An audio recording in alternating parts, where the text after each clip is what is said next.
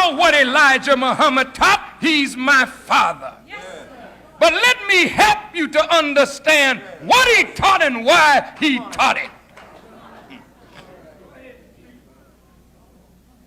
You abuse your wives and you abuse your children.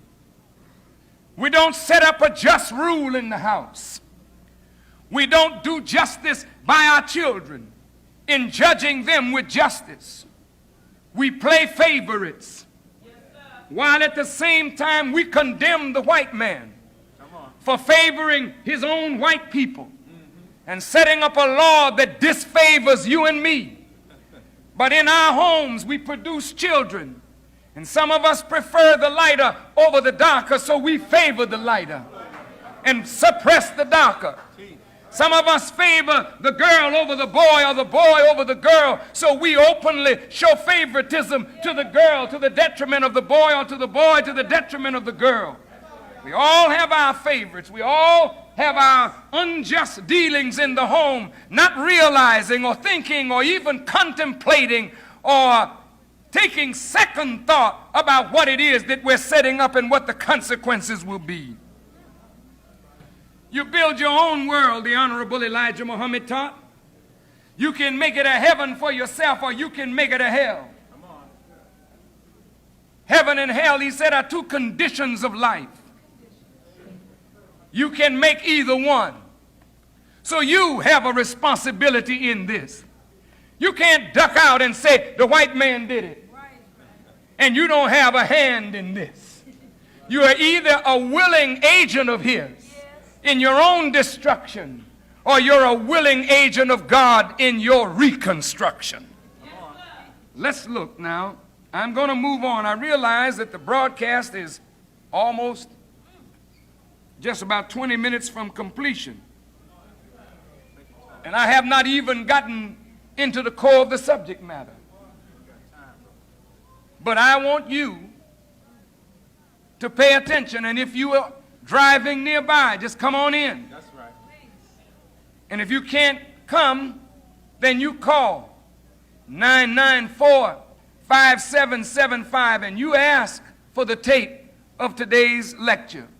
I know it's hot, but it's hotter yet.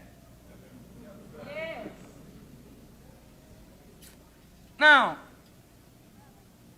what are you doing when you batter yourself?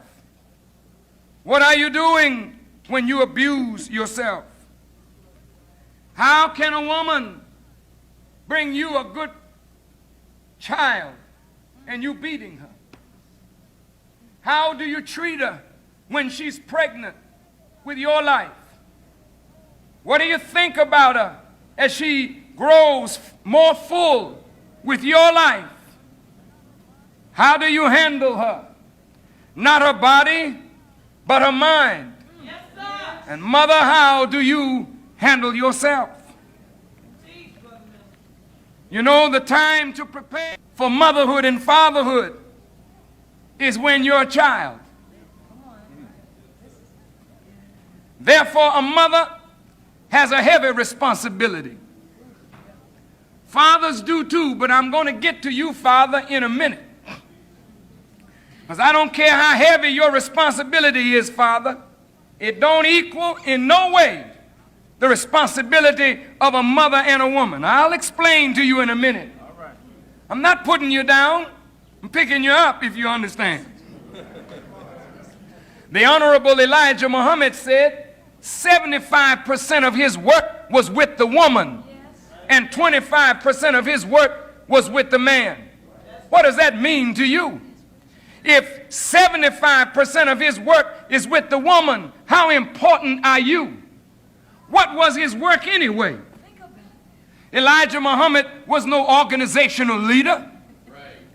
Elijah Muhammad was not just a little cheap educator and school builder. Elijah Muhammad was not just some man to give you a farm and set up a factory, or some little cheap business for you to get into and make money. Elijah Muhammad was so much more than that. You say, was he a messenger? I say he was so much more than that. Messenger is one of the cheap titles. A messenger is only a man that gives a message.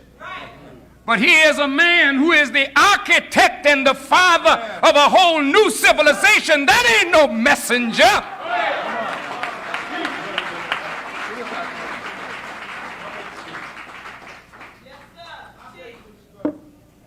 He only used that title because it would be too much for you and me to really understand who in fact he really was and is. And if you cannot accept him in the lowest rung of his titles, how then will you be able to accept him in those other titles that tell you more about him and the great work that he was commissioned by Allah to do, not just for black people, but for the whole of humanity? And how can you help him get his message to the whole of humanity if you continue to speak baby language? What do you mean, baby language? A baby is a person that speaks only a language that he himself can understand. And a mother who loves him can try to understand what the coo mean or what the mean and mean. Another baby in the crib may not even understand what the other baby is, but they communicate.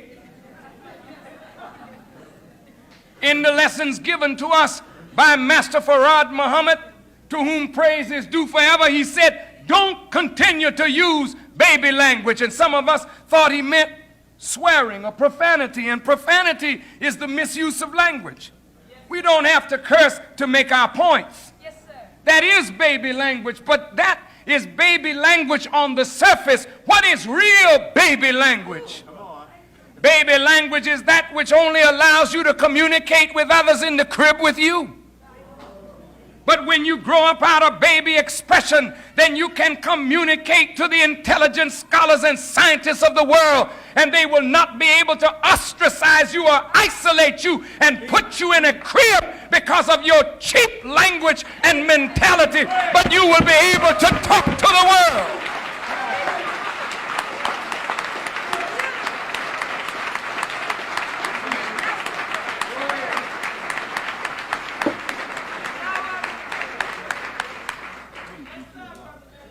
This is why the Honorable Elijah Muhammad, in his last message to us, said he never raised us up to be mockers of another people or mockers of other people. He don't want you mocking people who don't have the base of wisdom of yourself. He wants you to teach them, and that is why he taught you. But if you continue in the old expression of you yourself when you were a child in the wisdom, how then will you grow up to be like Paul? When I was a child, I spake as a child, because I thought and understood like a child. But when I became a man, I put away childish expression and began to speak like a man. And the world will understand the donkey when he speaks with a man's voice. Why do you think the government of America is excited and the Jews are excited over Farrakhan? Is it because I speak the language of children? No, I speak the language and the tongue of angels.